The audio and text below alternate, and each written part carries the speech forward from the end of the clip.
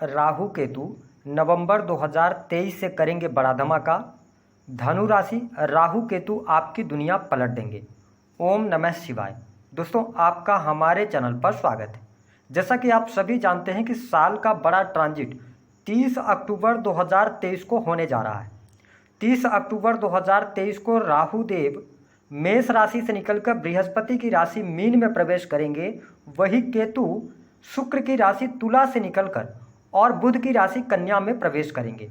तो राहु केतु के इस ट्रांजिट का प्रभाव नवंबर 2023 से लेकर 2025 तक धनु लग्न अथवा धनु राशि वालों पर किस प्रकार से पड़ने वाला है, आज इस वीडियो में हम आपको जानकारी देंगे। देखिए, राहु केतु की यदि बात किया जाए तो हमारे ज्योतिष शास्त्र में राहु केतु को छाया मात्र ग्रह कहा गया है।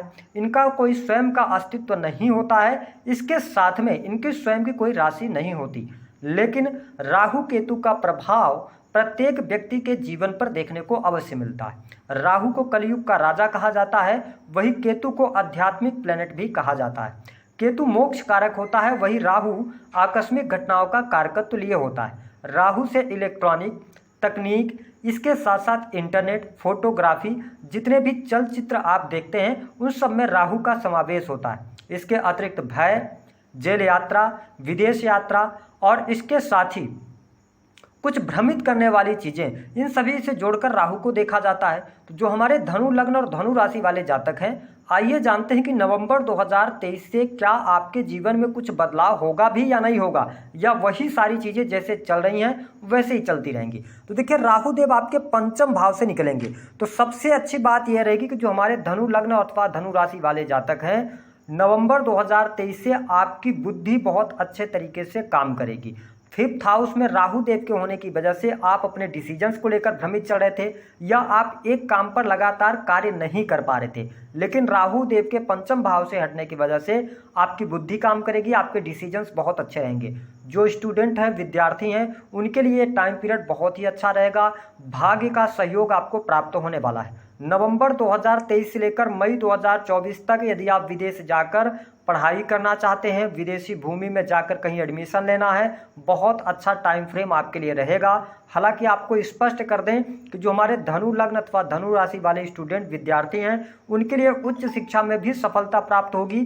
साथ ही रिसर्च एंड डेवलपमेंट के क्षेत्र में भी आपकी पढ़ाई लिखाई बहुत अच्छी है। अब यदि आपका क्वेश्चन होगा कि जो लोग कॉम्पिटिटिव एग्जाम की तैयारी वगैरह कर रहे हैं, अगर एग्जाम की तैयारी आपने किया है, नवंबर 2023 से लेकर जो 2024 अप्रैल तक का टाइम पीरियड होगा, अगर इस दौरान कोई कॉम्पिटिटिव एग्जाम देते हैं तो सफलता तो मिलेगी, लेकिन कहीं ना कहीं से थोड़ा सा आपको भाग्य का सहयोग कम मिलेगा। लेकिन मई 2024 से लेकर और जो 2025 मार्च तक का टाइम पीरियड रहेगा, ये आपके कंपटीशन के लिए बहुत बढ़िया रहेगा।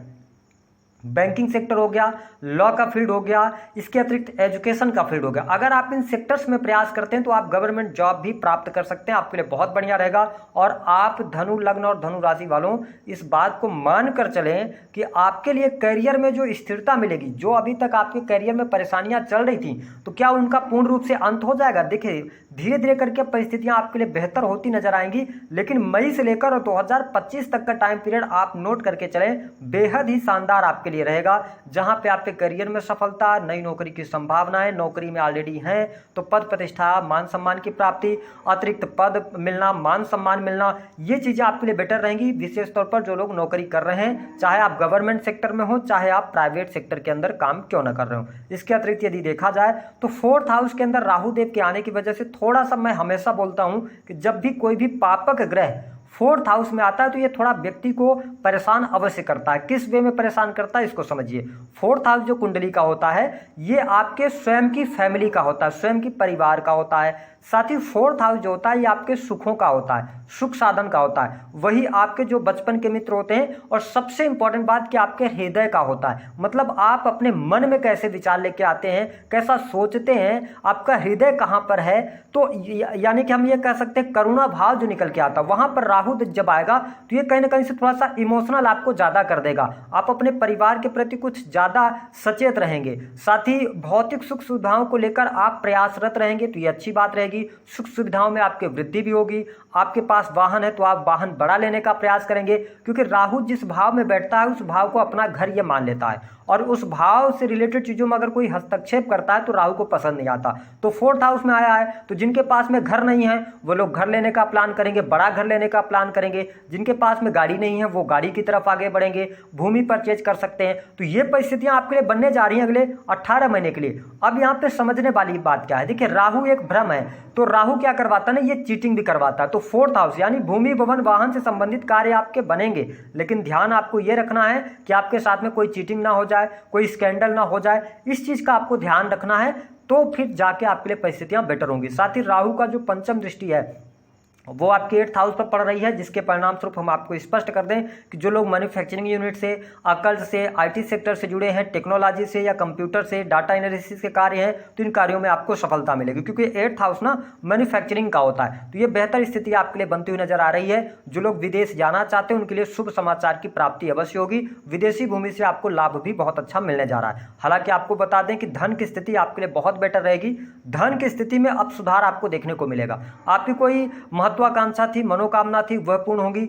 आपने पिछले समय में कहीं पर इन्वेस्टमेंट किया हुआ था, तो उस इन्वेस्टमेंट से आपको लाभ प्राप्त होने वाला है। इनकम आप सोर्सेस आपके डेवलप होंगे, बड़े भाई बहनों से आपके रिलेशन अच्छे हो जाएंगे। जो लोग प्रेम संबंधों में हैं उनके लिए प्रेम में अनुकूलता देखने को मिलेगी, नए प्रेम संबंध की तरफ आप आगे बढ़ सकते हैं। साथ ही प्रेम विवाह होने के भी योग यहाँ पर काफी अच्छे आपके लिए बनते हुए नजर आ रहे हैं। साथ ही स्पष्ट कर दें कि जो लोग फैमिली प्लानिंग करना चाहते हैं, अगर आप नवविवाहित हैं तो आप फैमिली प्लानिंग कर सकते हैं, आपके लिए परिस्थितियां काफी बेटर रहेंगी। एक बात का और ध्यान रखें कि हेल्थ को लेकर जो समस्याएं चल रही थी वो समस्याएं 100% अब आपकी दूर होने जा रही हैं। हेल्थ में इंप्रूवमेंट आएगा, स्वास्थ्य आपका बहुत अच्छा रहेगा, आध्यात्मिक चीजों के प्रति आप में रुचि बढ़ेगी, तो ये बेटर स्थिति आपके लिए रहेगी। साथ ही एक बात का और ध्यान रखना है, जो हमारे धनु लग्न अथवा धनु राशि वाले जातक हैं, अगर आप सेल्स मीडिया मार्केटिंग से हैं या किसी सामाजिक संगठन से जुड़े हुए हैं, सोशल मीडिया के अंदर काम कर रहे हैं, तो बहुत अच्छा बेनिफिट प्राप्त करने में आप सफल जरूर हो जाएंगे। इसके साथ में देखिए मैं कुछ विशेष बातें आपके लिए बता रहा हूं जिसको आपको बहुत ज़्यादा ध्यान रखना है। कौन कौन सा वो टाइमिंग होगा, कौन कौन से महीने होंगे। देखिए आपके करियर के लिए जो समय अच्छा स्टार्ट होगा वो 1 मई 2024 से शुरू होगा, जहां से आपके लिए धन में वृद्धि, बैंक बैलेंस में वृद्धि, परिवार में कोई शुभ अथवा मांगलिक कार्यक्रम होना या किसी नन्हे बच्चे का जन्म होना, ये स्थिति दिखाई देती है। इसके साथ में विदेशी भूमि से लाभ होना, कोर्ट कचहरी आदि के मामलों में सफलता। खर्चे आपके रहेंगे, नवंबर से लेकर मई तक खर्चों से आप परेशान रहेंगे। आवक तो अच्छी रहेगी लेकिन खर्चे भी आपके बहुत ज्यादा रहेंगे।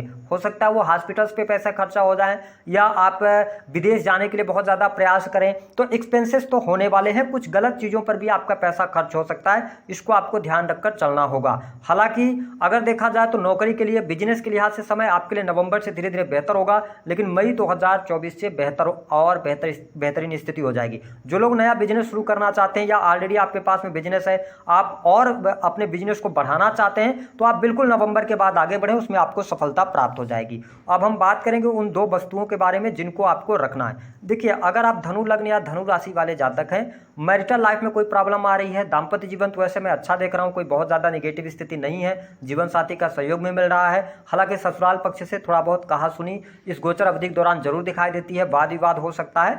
बट आपके लिए उपाय क्या रहेगा कि अगर आप समुद्र के किनारे रहते हैं या आप संभव हो सके तो समुद्री जल जो होता है उसको आप एक छोटी सी बॉटल में या शीशी में या परफ्यूम या इत्र की डिब्बी जो होती है उसमें आप भरकर और हमेशा अपने पास में कैरी करें। 4th हाउस का राहु है, ये आपको इमोशनल होने से बचाएगा और थोड़ा सा आपको मानसिक शांति भी ये देने का कार्य करेगा, मन आपका अशांत नहीं रहेगा। दूसरी स्थिति कि अगर मान लीजिए संभव ना हो समुद्री जल, तो फिर क्या करें। इसके लिए आपको क्या करना है, थोड़ा सा गंगा जल ले लेना है, उसमें जो समुद्री खड़ा नमक आता है, ध्यान रखें पीसा वाला नमक का इस्तेमाल नहीं करना है, खड़े नमक को आप उसमें डाल दें, कुछ समय के लिए छोड़ देंगे तो वो ऑलरेडी खारा बन जाएगा वह पानी, और उसके बाद उसको आप कैरी करें। दूसरा उपाय ये करना है कि जब भी आपको ये वीडियो मिले आप इस उपाय को एक बार करके जरूर देखिएगा। राहु केतु से आपको बहुत ज्यादा बेनिफिट देखने को मिलेगा, भले वो चौथे भाव में क्यों ना हो।